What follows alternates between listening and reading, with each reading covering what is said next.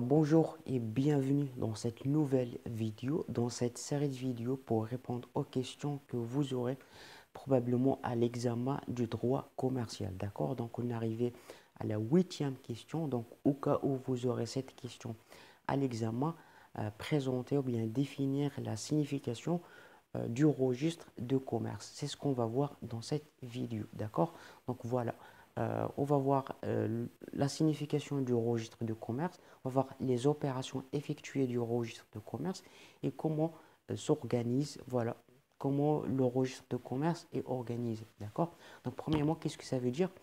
Registre de commerce. Tout simplement, registre de commerce, c'est un support qui centralise un certain nombre d'informations de tout, voilà, de toutes les personnes physiques et morales qui exercent le commerce. Parce que pour qu'une personne exerce le commerce, c'est obligatoirement, ils doivent s'enregistrer, s'immatriculer au niveau du registre de commerce. Donc, dans le registre de commerce, on trouve toutes les personnes physiques ou morales qui exercent le commerce. D'accord? Donc, c'est un base, le registre de commerce est constitué d'une base de données qui contient toutes les informations juridiques du statut du personne physique ou morale qui exerce le commerce. D'accord? Donc, dès que une personne physique ou bien morale s'immatricule ou bien s'enregistre dans le registre de commerce, il va avoir ce qu'on appelle un numéro, bien un identification spécifique à lui.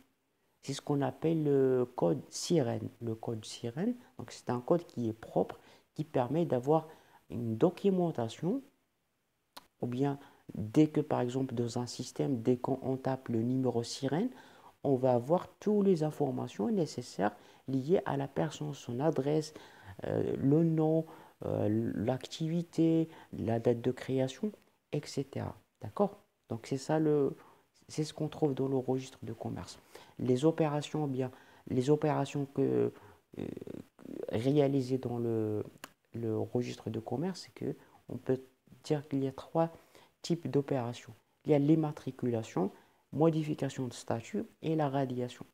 Donc c'est ça les opérations qui s'effectuent au niveau du registre de commerce. L'immatriculation, c'est-à-dire que c'est la première chose qu'un commerçant va faire pour avoir la qualité du commerçant. C'est-à-dire que si moi je veux être commerçant, première des choses, je dois aller au registre du commerce pour s'immatriculer. C'est ce qu'on appelle l'immatriculation. Deuxième type d'opération, c'est ce qu'on appelle modification de statut. Modification de statut que, imaginez-vous que moi, je suis commerçant, je vais changer mon adresse, ou bien je vais modifier mon activité, je vais modifier le capital, donc je dois déclarer ça au niveau du registre du commerce. D'accord?